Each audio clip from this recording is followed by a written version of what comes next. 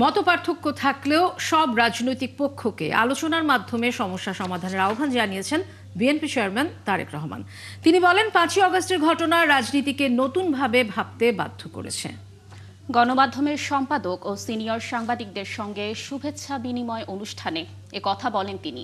এ সময় সাংবাদিকদের গঠনমূলক সমালোচনার আহ্বানও জানান বিএনপি চেয়ারম্যান। দর্শক, শফিকুল হকের প্রতিবেদন। চেয়ারম্যানের দায়িত্ব গ্রহণের পরদিনই তারেক রহমান বসলেন গণমাধ্যমের সম্পাদক ও সিনিয়র সাংবাদিকদের সঙ্গে। বনানীর একটি হোটেলে অনুষ্ঠানে এসে উপস্থিত সব সাংবাদিকের সঙ্গে কুশল বিনিময় করেন তিনি। অনুষ্ঠানে উঠে আসে বিগত দিনে সংবাদকর্মীদের ওপর নিপীড়নের প্রসঙ্গ ছাড়াও গণমাধ্যমের স্বাধীনতা ও আসন্ন নির্বাচন ঘিরে নানামুখী সংকট। হয় দেখি আপনার এক ধরনের প্রশংসা, আর না হয় অন্ধ নিন্দা। ফলে আমি মনে করি যে ক্রিটিক্যাল এঙ্গেজমেন্ট, এই এঙ্গেজমেন্টটা ছাড়া আমাদের আসলে এই যে সাংবাদিকতার যে পরিবেশ বা আমরা মুক্ত গণমাধ্যম তৈরি করার যে জায়গাটা বলি, সেটা আসলে তৈরি করা যাবে না। কি কি পদ্ধতিতে গণতান্ত্রিক সাংবাদিকতার আবহ নষ্ট হয় সেগুলো আলোচনার জন্য তো সেমিনার করা যেতে পারে। আমি শুধু এইটুকু শুভেচ্ছা জানিয়ে রাখবো যে এইটা আপনারা যেন সেই পরিস্থিতি তৈরি করতে পারেন। আজকে বাংলাদেশ অস্তিত্ব সংকটে যেভাবে পড়ে যাচ্ছে, সেই সংকট থেকে যে উগ্রবাদ আমাদেরকে গ্রাস করার চেষ্টা করছে, সেই উগ্রবাদ থেকে দেশকে মুক্ত করতে হইলে তারেক রহমান ছাড়া এই মুহূর্তে আর কোনো বিকল্প নেই। স্বাগত বক্তব্যে বিএনপি মহাসচিব মির্জা ফখরুল ইসলাম আলমগীর বললেন, তারেক রহমানের দেশে ফেরায় গণতান্ত্রিক বাংলাদেশ গড়ে তোলার আকাঙ্ক্ষা তৈরি হয়েছে। সমগ্র দেশের মানুষ এক বুক ভরা প্রত্যাশা নিয়ে তার দিকে তাকিয়ে আছে। গোটা জাতি আজকে অনেক বেশি আশান্বিত হয়েছে। আশান্বিত হয়েছে এই জন্যে যে এবার একটা সুযোগ সৃষ্টি হবে, সত্যিকার অর্থেই একটা উদারপন্থী গণতান্ত্রিক একটা ব্যবস্থা আমরা এখানে সৃষ্টি করতে পারবো। আর বিএনপি চেয়ারম্যানের দায়িত্ব নেওয়ার পর প্রথম বক্তব্যে তারেক রহমান বলেন, বর্তমান বাস্তবতায় ৫ আগস্টের আগে ফিরে তাকানোর সুযোগ নেই। হিংসা, প্রতিশোধ, প্রতিহিংসা একটি মানুষ, একটি দল বা যেভাবে আমরা বিবেচনা করি তার পরিণতি কি হতে পারে আমরা দেখেছি ৫ই আগস্ট। দলমত নির্বিশেষে আমাদের মধ্যে মত পার্থক্য থাকবে, কিন্তু আমরা যদি চেষ্টা করি তাহলে সেই মত পার্থক্যের মধ্যে রেখে আলোচনার মাধ্যমে সেটি অনেক সমস্যার সমাধান হয়তো আমরা বের করে আনতে সক্ষম হব, কিন্তু কোনোভাবেই সেটি যাতে মত বিভেদের পর্যায়ে চলে না যায়। যে কোনো মূল্যে দেশে গণতান্ত্রিক ধারা অব্যাহত রাখা ও জবাবদিহিতা নিশ্চিতের ওপর জোর দেন তারেক রহমান। তুলে ধরেন আগামীর বাংলাদেশ নিয়ে পরিকল্পনার কিছু অংশ। নতুন প্রজন্ম একটি গাইডেন্স চাইছে, নতুন প্রজন্ম একটি আশা দেখতে চাইছে। আমরা যদি দেশের স্বাধীনতা, দেশের সার্বভৌমত্বের জন্য কাজ করি তাহলে নিশ্চয়ই আমার কাছে মনে হয় একজন রাজনৈতিক কর্মী হিসাবে আমি দৃঢ়ভাবে বিশ্বাস করি আমরা জাতিকে একটি সঠিক ডাইরেকশনে নিয়ে যেতে সক্ষম হব। দেশ পুনর্গঠনে গণমাধ্যম কর্মীদের কাছ থেকে দায়িত্বশীল ভূমিকা ও পরামর্শ প্রত্যাশা করেন বিএনপি চেয়ারম্যান। আপনাদের কাছ থেকে এমন ধরনের আলোচনা, সমালোচনা আমরা পাই যেটা আমাদেরকে সাহায্য করবে দেশকে সামনে এগিয়ে নিয়ে যেতে। শুধু সমালোচনা করার জন্য নয়, আপনাদের কাছ থেকে এমন সমালোচনা আমরা পাই যাতে আমরা দেশের মানুষের যে সমস্যাগুলো আছে সেই সমস্যাগুলো যাতে আমরা সমাধান করতে সক্ষম হই। শফিকুল হক, ৭১, ঢাকা। যত নির্বাচনের দিন ঘনিয়ে আসছে ততই লেভেল প্লেইং ফিল্ড নিয়ে সুর চড়া করছে দলগুলো। এ নিয়ে সবচেয়ে বেশি বলছে জামায়াত, এনসিপি সহ 11 দলীয় জোট। আর আইন শৃঙ্খলা নিয়ে সন্তুষ্ট নয় বিএনপি। এসব কি সুবিধা আদায়ের কৌশল নাকি অন্য কিছু? একজন বিশ্লেষক বলছেন, দলগুলো ইসিকে সহযোগিতা না করলে মহা ঝামেলা অপেক্ষা করছে নির্বাচনের মাঠে। ফরহাদ ইবনে মালিকের প্রতিবেদন। 1 মাস পর অনুষ্ঠিত হতে যাচ্ছে ভোটের যুদ্ধ জাতীয় নির্বাচন। এরই মধ্যে চলছে প্রার্থীদের আপিল শুনানি, এরপর প্রতীক বরাদ্দ আর প্রচারণা। তবে এর মাঝে নির্বাচনের লেভেল প্লেইং ফিল্ড নিয়ে শঙ্কার কথা জানিয়েছে জামাত, শঙ্কিত এনসিপিও।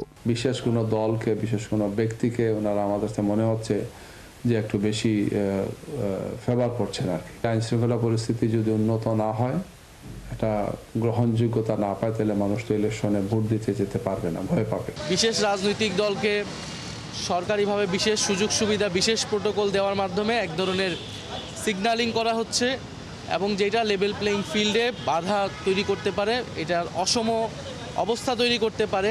তবে আইন শৃঙ্খলা পরিস্থিতির কিছুটা উন্নতি হয়েছে বলে দাবি বিএনপির, যদিও তা যথেষ্ট নয় বলে মনে করছেন বিএনপির এই নেতা। আইন শৃঙ্খলা পরিস্থিতি এটা ফেসিবাদের পতনের পরে যে ফ্রেজাইল অবস্থা ছিল, ভঙ্গুর অবস্থা ছিল, তার চাইতে অনেকটা সংগঠিত। তারপরেও এটা আপ টু দি মার্ক নয় যে অবস্থায় থাকা উচিত। এই পর্যন্ত যা দেখা যাচ্ছে তাতে করে আমি মনে করি আইনশৃঙ্খলা পরিস্থিতি এবং প্রশাসনের অবস্থা দেখে মনে হচ্ছে মোটামুটি একটা লেভেল প্লেয়িং ফিল্ড আছে, তারা নিরপেক্ষ ভূমিকা পালন করছে। আর এই রাজনীতি বিশ্লেষকের মতে আগামী নির্বাচন হবে দেশের ইতিহাসে সবচেয়ে ঝামেলার নির্বাচন। একটা ঝামেলাপূর্ণ নির্বাচন আমরা হয়তো দেখব আর কি। নির্বাচন হয়তো হবে, প্রচুর সহিংসতা হবে, প্রচুর আইন শৃঙ্খলা পরিস্থিতির অবনতি ঘটবে, সেই ধরনের একটা পরিস্থিতি হয়তো দেশে তৈরি হবে। সেনাবাহিনী যদি হস্তক্ষেপ করে সেক্ষেত্রে হয়তো আইন শৃঙ্খলা পরিস্থিতি যদি জেনুইনলি তারা মিন করে, তারা হেল্প করতে চায় যে একটা ভালো নির্বাচন হোক, কারণ সেনাবাহিনীও তো একটা ইম্পর্টেন্ট স্টেক হোল্ডার। প্রচারণা শুরু হবার পর রাজনৈতিক দলগুলোর এই বিষয়ে কমিশনকে সহায়তা করতে হবে।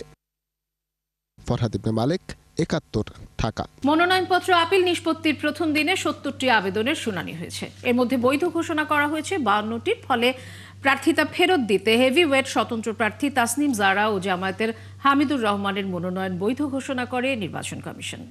সকাল 10টা থেকে রিটার্নিং কর্মকর্তাদের দেয়া সিদ্ধান্তের বিরুদ্ধে আপিল শুনানি শুরু হয়। দিনের শেষে 15টি আপিল বাতিল ঘোষণা ছাড়াও স্থগিত করা হয়েছে 3টি। ফারজানা আক্তারের প্রতিবেদন। সংসদ নির্বাচনের ট্রেন ধরতে নির্বাচন কমিশনের ইজলাসে প্রার্থীরা যাচাই বাছাইয়ে বাদ পড়ে 723 জনের মনোনয়ন। এর বিরুদ্ধে আপিল 645টি। প্রধান নির্বাচন কমিশনারের নেতৃত্বে ইসি ভবনের অডিটোরিয়ামে শুরু হয় শুনানি। এ সময় প্রার্থী ও তাদের পক্ষের আইনজীবীরা যুক্তিতর্ক তুলে ধরেন। জনাব মহিউদ্দিনের মনোনয়নপত্র বাতিল হয়েছিল যে তিনি 1% যে ভোটের সেই ভোটের বিষয়ে গড়মিলের কারণে ওনার মনোনয়নপত্র বাতিল করেছে। আমরা আমাদের বক্তব্য উপস্থাপন করেছি এবং আমরা মাননীয় নির্বাচন কমিশনের সামনে দেখাতে সক্ষম হয়েছি। ওনারা বলেছেন আইন যেহেতু আছে জাজমেন্ট চলবে না। আমি বলেছি এটা ভুল। সংবিধানের 106 ধারায় অনুচ্ছেদে বলা আছে সুপ্রিম কোর্টের ওপিনিয়ন হচ্ছে হাইয়েস্ট এবং চূড়ান্ত। মহামান্য নির্বাচন কমিশনের অ্যাপিল আমরা করাই, আমাদের শুনানি একদম প্রারম্ভে মহামান্য নির্বাচন কমিশন স্বতঃস্ফূর্তভাবে আমাদের অ্যাপিল মঞ্জুর করেছেন। প্রথম দিনের শুনানিতে মনোনয়ন ফিরে পেয়েছেন কক্সবাজার 2 আসনের জামায়াত প্রার্থী হামিদুর রহমান আজাদ ও ঢাকা 9 আসনের স্বতন্ত্র প্রার্থী তাসনিম জারা। আমার প্রার্থিতা বৈধ ঘোষণা করা হয়েছে, মার্কা সেটার জন্য আবেদন করতে পারবো। আমরা সেই প্রক্রিয়ায় আমাদের পছন্দ ফুটবল মার্কা, আমরা সেটা নিয়ে আবেদন করব। তারপর নির্বাচন কমিশনের সিদ্ধান্ত থাকবে। নির্বাচন কমিশনকেও ধন্যবাদ, ওনারা আমাদের যুক্তিগুলো শুনেছেন। জাতীয় পার্টির মহাসচিব শামীম হায়দার জানান তার দলের 25টি আবেদনের মধ্যে প্রথম দিন বৈধ হয়েছে 4টি। আমাদের যে 5টি বাতিল হয়েছিল এখন পর্যন্ত যেটা আমরা হিয়ারিং করেছি, একটি ছিল তিতাসের গ্যাস বিল বাকি ছিল, উনি গ্যাস বিল দিয়ে দিয়েছেন। একটি ছিল ফর্ম উনি জমা দিয়েছিলেন কিন্তু গ্রহণ করেনি, সেটা উনি ফর্ম আজকে জমা দিয়ে দিয়েছেন। একটি ছিল হলফনামায় ভুলে লিখেছে যুক্তরাজ্যের নাগরিক, সেটা পেন্ডিং আছে। মনোনয়ন নিয়ে আপিল শুনানি চলবে 18 জানুয়ারি পর্যন্ত। এখানে যারা প্রার্থিতা ফিরে পাবেন না তারা যেতে পারবেন উচ্চ আদালতে। ফারজানা আক্তার, ৭১, ঢাকা। এই সরকার ভারতের আধিপত্য থেকে বাংলাদেশকে মুক্ত করেছে বলে মন্তব্য করেছেন আইন উপদেষ্টা ডক্টর আসিফ নজরুল। শনিবার রাজধানীর সিটাক মিলনায়তনে centre for governance studies CGS এর আয়োজনে অনুষ্ঠিত রাজনৈতিক দল, মানবাধিকার এবং মত প্রকাশের স্বাধীনতা শীর্ষক পলিসি ডায়ালগে তিনি কথা বলেন। আইন উপদেষ্টা আরও বলেন, আওয়ামী লীগের কিছু সন্ত্রাসীর জামিন হয়েছে, এর দায় বিচারপতিদের। আরো জানাচ্ছেন শাহরিয়ার ইমতিয়াজ। যারা সামাজিক যোগাযোগ মাধ্যমে ওই আলোচনা। রাজধানীর সিডাপ মিলনায়তনে centre for governance studies CGS এর আয়োজনে অনুষ্ঠিত হয় রাজনৈতিক দল, মানবাধিকার এবং মত প্রকাশের স্বাধীনতা শীর্ষক পলিসি ডায়ালগ। আমি জিল্লুর ভাই হাতে সমর্পণ করতেছি। এতে রাজনীতিকদের পাশাপাশি অনুষ্ঠানে যোগ দেন মানবাধিকার কর্মীরা। মানবাধিকার রক্ষায় রাজনীতিকদের আরো বেশি উদার হবার আহ্বান জানান তারা। ব্রিটিশ আমলের এইসব লেগেসি, এগুলো নিয়ে আমরা আর চলবো না। কন্টেম্পট, সেডিশন লজ, ডেফেমেশন লজ এবং লাস্ট এবং যেটা কেউ কেউ মনে করবেন খুব সেন্সিটিভ, ধর্মীয় অনুভূতিতে আঘাত হানার আইনটা। আমাদের রাজনৈতিক দলগুলো ক্রমাগতভাবে যে পুঁজিকে ধারণ করে বিকশিত হতে চাচ্ছে সেটা হচ্ছে 3টা উপাদান: মানি, মাসল, ধর্ম, রিলিজিয়ান। অর্থ, পেশি, ধর্ম। অনুষ্ঠানে বক্তব্য রাখেন আইন উপদেষ্টা। তিনি জানান, এই সরকারের অনেক অর্জন আছে। সরকারের সাফল্য নিয়ে অনেক সমালোচনা থাকতে পারে, কিন্তু আপনাদের কি কিছু জিনিস কখনো চোখে পড়ে নাই? এই যে এই সরকার এসে ভারতের আধিপত্য থেকে বাংলাদেশকে মুক্ত করেছে, ভারতের যে আগ্রাসী একটা ভূমিকা ছিল সব জায়গায়, সেখান থেকে স্বাধীন কণ্ঠে কথা বলতে পারছে ডক্টর মোহাম্মদ ইউনূসের নেতৃত্বে, এটা আমাদের কোনো অর্জন না? আমাদের যে 20,000-এরও বেশি হয়রানিমূলক মামলা, যেখানে প্রায় 5 লক্ষ আসামি ছিল বিরোধী দলের ভিন্ন মতের মানুষের, সেই মামলা প্রত্যাহার হয়েছে 20,000-এরও বেশি। এগুলি কি কোনো সাফল্য না? ডক্টর আসিফ নজরুল জানান, আওয়ামী লীগের কিছু সন্ত্রাসীর জামিন হয়েছে, এর দায় বিচারপতিদের। বাংলাদেশে যত জামিন হয়েছে জুলাই ঘটনাতে গ্রেফতারকৃত যারা, তাদের মধ্যে কিছু কিছু জামিন অবশ্যই মানুষ পেতে পারে, কিন্তু কিছু কিছু ক্ষেত্রে আওয়ামী লীগের সন্ত্রাসী কর্মকাণ্ড করতে পারে এই ধরনের লোকটা জামিন পেয়েছে। এই জামিনের 90% হয়েছে হাইকোর্ট থেকে। হাইকোর্টে যে জামিন দেয়, জামিনটা দেয় হাইকোর্টের একজন বিচারক। তো জামিন দেওয়ার ক্ষেত্রে যদি কোনো ভুল থাকে, সেটা বিচারকের দোষ। এই বিচারকদের অনেকেই আওয়ামী লীগ ফ্যাসিস্ট আমলে নিয়োগ পাওয়া, তাদেরকে সরানোর দায়িত্ব ছিল প্রধান বিচারপতির অধীনে সুপ্রিম জুডিশিয়াল কাউন্সিলের। আইন উপদেষ্টা বলেন, দেশের সব মানুষের মত প্রকাশের স্বাধীনতা আছে, শুধু সরকারের দায়িত্বপ্রাপ্ত ব্যক্তিরা ছাড়া। হাইকোর্টের বিচারক জামিন দিলে আমি কি হাইকোর্টের? শাহরিয়ার ইমতিয়াজ, ৭১, ঢাকা। ঢাকা মহানগর উত্তর স্বেচ্ছাসেবক দলের সাবেক সদস্য সচিব আজিজুর রহমান মুসাব্বির হত্যাকাণ্ডে জড়িত শুটার সহ ৩ জনকে গ্রেপ্তার করেছে গোয়েন্দা পুলিশ। মানিকগঞ্জ এবং গাজীপুরে একাধিক অভিযান চালিয়ে তাদের গ্রেপ্তার করা হয়েছে বলে আইন শৃঙ্খলা বাহিনীর একটি সূত্র নিশ্চিত করেছে। আর মহানগর গোয়েন্দা পুলিশ জানিয়েছে, এই ঘটনায় প্রতিদিনই সন্দেহভাজনদের আটক করে জিজ্ঞাসাবাদ করা হচ্ছে। বিস্তারিত সাজিদ সরকারের প্রতিবেদনে। গেল বুধবার রাজধানীর পশ্চিম তেজতুরী বাজার এলাকায় ঢাকা মহানগর উত্তর স্বেচ্ছাসেবক দলের সদস্য সচিব আজিজুর রহমান মুসাব্বিরকে গুলি করে হত্যা করা হয়। এরপরই তেজগাঁও থানায় অজ্ঞাত 5 জনের বিরুদ্ধে মামলা করা হয় পরিবারের পক্ষ থেকে। চাঞ্চল্যকর এই ঘটনার সাথে জড়িতদের গ্রেপ্তারে ওই এলাকার সকল সিসিটিভি ফুটেজ বিশ্লেষণ করে পুলিশ, যার মধ্যে 2 জনের চেহারা পরিষ্কারভাবে দেখা যায়। আর এই সূত্র ধরেই অভিযানে নামে আইন শৃঙ্খলা বাহিনী। নাম প্রকাশ না করার শর্তে পুলিশের এক কর্মকর্তা জানান, হত্যাকাণ্ডে সরাসরি অংশ নেয়া শুটার জিনাত এবং পুরো ঘটনার পরিকল্পনাকারী বিল্লালকে এরই মধ্যে গ্রেপ্তার করা হয়েছে। এছাড়া তাদের সহযোগী হিসেবে আরও একজনকে গ্রেপ্তার করা হয়েছে। তাদেরকে মানিকগঞ্জ ও গাজীপুর থেকে গ্রেপ্তার করা হয় বলে জানা গেছে। মহানগর গোয়েন্দা পুলিশের এক কর্মকর্তা জানায়, এখন পর্যন্ত এই ঘটনায় 15 জনকে জিজ্ঞাসাবাদের জন্য বিভিন্ন সময় ডাকা হয়েছে। যাদের কাছে তথ্য পাওয়া যাবে এবং যাদেরকে সন্দেহ হবে, আইন অনুযায়ী তাদেরকেই জিজ্ঞাসাবাদ করা হবে। এখনও অভিযান চলমান আছে বলেও জানান তিনি। মুসাব্বিরের সাথে থাকা গুলিবিদ্ধ আবু সুফিয়ান ঢাকা মেডিকেল কলেজ হাসপাতালে চিকিৎসাধীন আছেন। সুফিয়ান কারওয়ানবাজার ভ্যান মালিক সমিতির সাধারণ সম্পাদক। সাজিদ সরকার, ৭১, ঢাকা। প্রয়াণের 12তম দিনেও সাবেক প্রধানমন্ত্রী বেগম খালেদা জিয়ার সমাধিতে শ্রদ্ধা জানাচ্ছেন সাধারণ মানুষ ও নেতাকর্মীরা। শনিবার সকাল থেকেই সেখানে আসতে থাকেন বিএনপি নেতা, মনোনীত এমপি প্রার্থীরা। তারা বলছেন, বেগম খালেদা জিয়ার দেখানো পথেই তারা দেশ করবেন। শাহরিয়ার ইমতিয়াজের রিপোর্ট। সাবেক প্রধানমন্ত্রী ও বিএনপি চেয়ারপারসন বেগম খালেদা জিয়ার প্রয়াণের 12 দিন গড়িয়েছে। রুহের মাগফিরাত কামনা আর শ্রদ্ধা জানাতে মানুষের সরব উপস্থিতি দেখা গেছে জিয়া উদ্যানের সমাধিতে।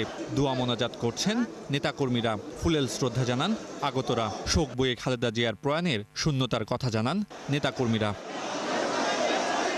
শ্রদ্ধা জানাতে এসেছিলেন ধানের শীষের মনোনীত এমপি প্রার্থীরা। প্রিয় নেত্রীর আদর্শে নতুন বাংলাদেশ বিনির্মাণের প্রত্যাশা তাদের। বাংলাদেশের মানুষের যে স্বপ্নের বাংলাদেশ, বাংলাদেশের মানুষের গণতন্ত্র, ভোটাধিকার, মানবাধিকার, নিরাপত্তা, ইনশাল্লাহ আমরা আমাদের নিশ্চিত করব।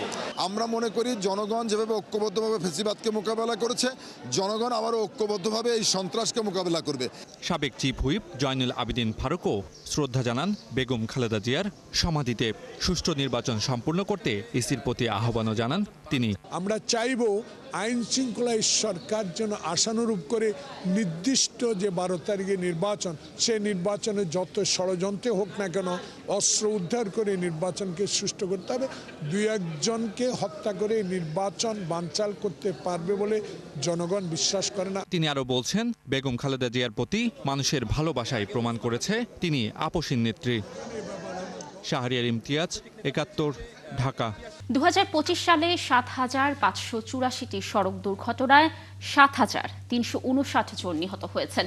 আহত হয়েছেন 16,476 জন। এর মধ্যে মোটরসাইকেল দুর্ঘটনায় নিহতের সংখ্যা সবচেয়ে বেশি, যা মোট নিহতের 36.29%। রোড সেফটি ফাউন্ডেশনের এক প্রতিবেদনে এই চিত্র উঠে এসেছে। আরও জানাচ্ছেন মাহবুব হুসাইন। সড়ক দুর্ঘটনায় মৃত্যু যেন প্রতিদিনের নৈমিত্তিক চিত্র হয়ে দাঁড়িয়েছে। কোনোভাবেই কমানো যাচ্ছে না সড়কের প্রাণহানির সংখ্যা। রোড সেফটি ফাউন্ডেশন শনিবার ডিআরইউতে আয়োজিত সংবাদ সম্মেলনে রোড সেফটি ফাউন্ডেশন জানায় 2024 সালের তুলনায় 2025 সালে 9.48% সড়ক দুর্ঘটনা বেড়েছে, প্রাণহানি বেড়েছে 0.89%। এর মধ্যে ঢাকা বিভাগে সবচেয়ে বেশি 28.20% দুর্ঘটনা হয়েছে। 2024 সালের তুলনায় 2025 সালে দুর্ঘটনা বেড়েছে 9%, প্রাণহানি বেড়েছে 1% এবং আহত বেড়েছে 37%। সংগঠনটি জানায় সবচেয়ে বেশি হয়েছে মোটরসাইকেল দুর্ঘটনা। এতে নিহত হয়েছে 2,671 জন।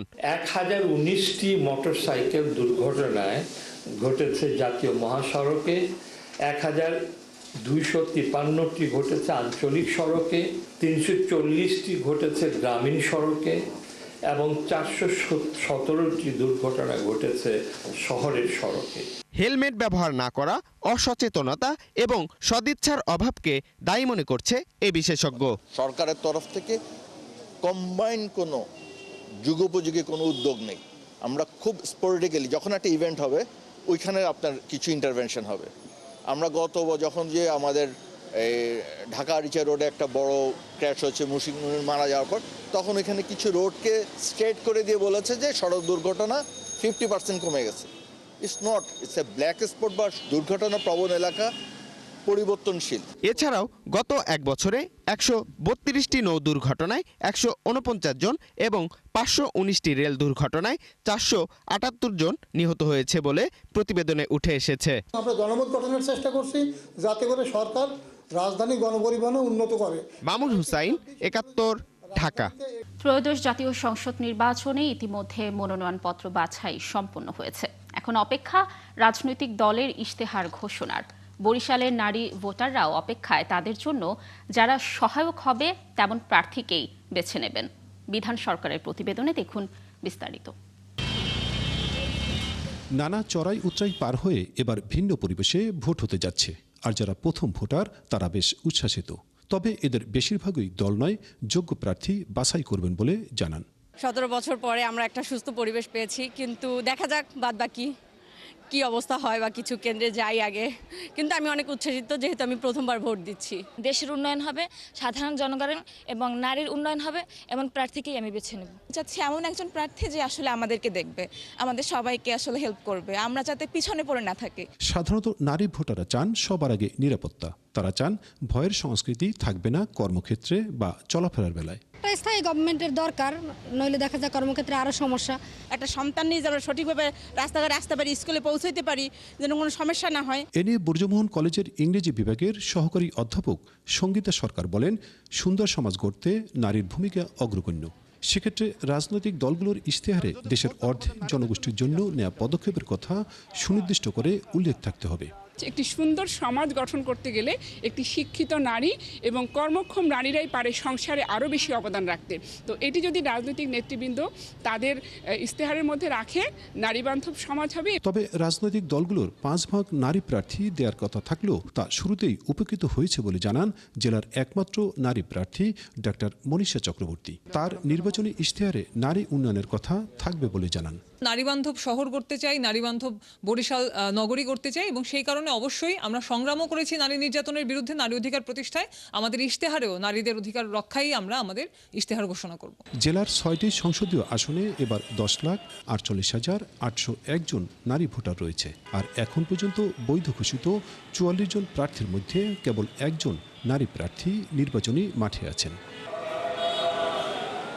বিধান সরকার, 71, বরিশাল। নির্বাচনের পর নতুন সরকার এলে বিদেশি বিনিয়োগ বৃদ্ধি সহ দেশের অর্থনীতির গতি কয়েক গুণ বাড়বে এমন আশাবাদ জানিয়েছেন এনজিএ চেয়ারম্যান মোস্তফা কামাল। আইন মেনে ব্যবসা করে বিমার গ্রাহকদের আস্থা বাড়াতে ন্যাশনাল ইন্স্যুরেন্সের কর্মকর্তাদের তাগিদও দেন তিনি। রাজধানীর একটি হোটেলে বীমা কোম্পানিটির বার্ষিক ব্যবসা সম্মেলনের উদ্বোধনী অনুষ্ঠানে এসব কথা বলেন এমজিএ চেয়ারম্যান। বিস্তারিত সুশান্ত সিনহার রিপোর্টে। রাজনৈতিক ও অর্থনৈতিক টানাপোড়েনের বছর শেষ হতে চলেছে আসন্ন ফেব্রুয়ারির জাতীয় নির্বাচনের মধ্য দিয়ে। বিদেশি বিনিয়োগকারীরাও তাকিয়ে আছে বাংলাদেশে বিনিয়োগের জন্য। এমন মন্তব্য করে এমজিআই চেয়ারম্যান ও বাংলাদেশ ন্যাশনাল ইন্স্যুরেন্স কোম্পানির চেয়ারম্যান মোস্তফা কামাল বলেন, নির্বাচনের পর দেশের অর্থনীতির গতি কয়েক গুণ বাড়বে। 2026 যেটা বাংলাদেশের অর্থনীতির নতুন বছরের প্রথম দিকে সবাই আশা করতেছে, দেশে একটা নির্বাচন হওয়ার পরে অর্থনীতির গতি অনেক গুণ বৃদ্ধি পাবে। এটা রাজনৈতিক হোক আর ব্যবসায়িক হোক, কেউ বিনিয়োগ করতে আসে না একটা দেশে যখন টালমটাল পরিস্থিতি থাকে এবং দীর্ঘস্থায়ী সরকার না থাকে। আমাদের ইভেন কি লোনের জন্য আমি তো অনেক ফরেন লোন নেই। ইভেন চায়না গত 10 বছর সত্যি কথা বলতে কি তাদের সরকারি একটা লোন স্যাংশন হয়ে গেছে, তারা খালি দেখতেছি লাস্টে বলুন আপনার ইলেকশন, আপনার নিউ গভর্নমেন্ট। বিমা ব্যবসায়ী কমিশনের অসুস্থ প্রতিযোগিতা নয়, নিয়ম মেনে ব্যবসার ধারাবাহিকতা বজায় রাখতে তাগিদও দেন এমজিআই চেয়ারম্যান। সবচেয়ে বড় আমরা আইন অমান্য করি না, সবসময় বাজারে যে প্রচলিত নিয়মে থাকুক আইনের মধ্যে দিয়ে ব্যবসা করতে হবে। আমাদের এই কোম্পানি আপনারা নিজেরা জানেন যে এখানে কোনো পরিচালক বিন্দু আপনাদের কোনো রকম হস্তক্ষেপ, ইভেন কি যদিও আমাদের একটা তায়েব সাহেব দেখতেছেন কোনোদিন আপনাদের কোনো হস্তক্ষেপ করে না কোনো বিষয়। কমিশন ভিত্তিক অস্বাস্থ্যকর প্রতিযোগিতা দীর্ঘমেয়াদে কোনো প্রতিষ্ঠানের জন্য ভালো নয়। আমরা ইন্দ্রা ও বিআই এর সকল নির্দেশনা মেনে বাজার বাস্তবতার সঙ্গে সামঞ্জস্য রেখে ব্যবসা করুন। আমি চাই আপনারা সবাই এমনভাবে কাজ করবেন যেন বিমা খাতে মানুষের আস্থার প্রথম নাম হয় বাংলাদেশ ন্যাশনাল ইন্স্যুরেন্স কোম্পানি। বার্ষিক ব্যবসায়িক সম্মেলনে গ্রাহক সেবা দিয়ে বিমা খাতে আস্থা ফেরানো জরুরি বলেও জানান বাংলাদেশ ন্যাশনাল ইন্স্যুরেন্সের পরিচালকরা। যখন নেক্সট মিটিংয়ে বসবো আমরা আরেকটা অ্যাচিভমেন্ট, আরেকটা টার্গেট অ্যাচিভ করেছি, ওইটা সেলিব্রেট করতে বসবো। 1994 থেকে আমি আমার শ্রদ্ধেয় মামা আমাদের চেয়ারম্যান ওনাকে দেখে আসছি, উনি কিভাবে বিভিন্ন ইন্স্যুরেন্সের বিভিন্ন চ্যালেঞ্জগুলো উনি হ্যান্ডেল করেছেন। 2025 সালে বিমা ব্যবসায় সর্বোচ্চ প্রিমিয়াম আয়কারী কর্মকর্তাদের 3 ক্যাটাগরিতে পুরস্কৃত করেন এমজিআই চেয়ারম্যান মোস্তফা কামাল। বিএনআইসিএফ ইতিমধ্যে টানা দ্বিতীয়বারের মতো সর্বোচ্চ ক্রেডিট রেটিং ত্রিফলে অর্জন করতে সক্ষম হয়েছে। আপনাদের সকলের সহযোগিতা। সুশান্ত সিনহা, 71, ঢাকা। বাংলাদেশের ইতিহাসে প্রথমবারের মতো নির্বাচনে ভোট দেবেন প্রবাসীরা। তাদের আশা, আগের তিক্ত অভিজ্ঞতা এবার কাটিয়ে ওঠা যাবে। দুর্নীতিমুক্ত, নিরাপদ ও অর্থনৈতিক সমৃদ্ধশালী একটি নতুন বাংলাদেশ গড়ে তুলবে নতুন সরকার, এমনটাই আশা করেন যুক্তরাজ্যের লাখো প্রবাসী। বিস্তারিত আরিফ মাহফুজের রিপোর্টে। আগামী ত্রয়োদশ জাতীয় নির্বাচনে ভোট দেবেন প্রবাসীরা। ভোট দেওয়ার সুযোগ পেয়ে সবাই যেমন আনন্দিত, তেমনি আগামীর নির্বাচিত সরকারের কাছে বহুমুখী প্রত্যাশার বার্তা রয়েছে প্রবাসীদের। মানুষের অর্থনীতি, সিকিউরিটি, বাসস্থান, আপনার কর্মস্থান, এবারে ডাক্তারি, এই সমস্ত জিনিসগুলো আমরা প্রবাসী পক্ষ থেকে বিশেষ আশা থাকবো। বাংলাদেশে যে নতুন সরকার গঠন করবে সেই ক্ষেত্রে আমাদের যারা প্রবাসী আছি আমাদের নিরাপত্তা এবং বাংলাদেশের অর্থনীতি বিশ্বের কাছে শক্তিশালী হবে। যেই ক্ষমতায় আসুক একটা সুন্দর বাংলাদেশ আমরা চাই। আমরা মা বোন আত্মীয় স্বজন সেখানে আমরা রেখে এসেছি, তারা যেন নিরাপদে বা বাড়ি থেকে বাসা থেকে বের হয়ে নিরাপদে আবার খরচপাতি করে বাসায় ফিরতে পারে। আমরা অর্থনীতিতে আমরা অবদান রাখছি বাংলাদেশও, আমরা চাই দেশটা সুন্দরভাবে চলবো। যে কোনো সরকার হোক আমরা কোনো বাধা নাই, কিন্তু আমরা যে অর্থনীতিটা কিভাবে আগুয়া, দেশটা কিভাবে সুন্দরভাবে চলে, মানুষ কিভাবে সুস্থভাবে জীবনযাপন করতে পারে। শুধু নিরাপত্তাই নয়, একটি আধুনিক অর্থনৈতিক স্বাবলম্বী দেশ গড়া যেন নতুন সরকারের নীতি নির্ধারণের কেন্দ্রে জায়গা পায়, এমন কামনাও প্রবাসীদের। যেই সরকার আগামীতে ক্ষমতায় যাবেন, আমাদের প্রত্যাশা যাতে সবকিছুকে সুন্দর করে গুছায় নিয়ে একটা নতুন মডার্ন বাংলাদেশ আমাদেরকে উপহার দিতে পারেন, এই প্রত্যাশা রাখছি। আমরা চাচ্ছি বাংলাদেশ এমনভাবে এগিয়ে যাক নতুন সরকার আসার পর, যাতে আন্তর্জাতিকভাবে সবাই আমাদের দেশকে খুব ভালোভাবে দেখে এবং তখন দেখে যে না, দেশটা এগিয়ে যাচ্ছে। রেমিটেন্স যোদ্ধাদের নানামুখী প্রত্যাশা রয়েছে আগামী নির্বাচিত সরকারের কাছে। তবে সবাই বলছেন আগামীর বাংলাদেশ হোক নিরাপদ, দুর্নীতিমুক্ত এবং অর্থনৈতিক সমৃদ্ধশালী একটি দেশ। আরিফ মাহফুজ, ৭১, লন্ডন। চলছে সংবাদ সংযোগ, সরাসরি সংবাদ অনুষ্ঠান দেখতে চোখ রাখুন ৭১-এর ফেসবুক পেজে এবং সাবস্ক্রাইব করুন ৭১-এর ইউটিউব চ্যানেল। থাকুন ৭১-এর সাথেই।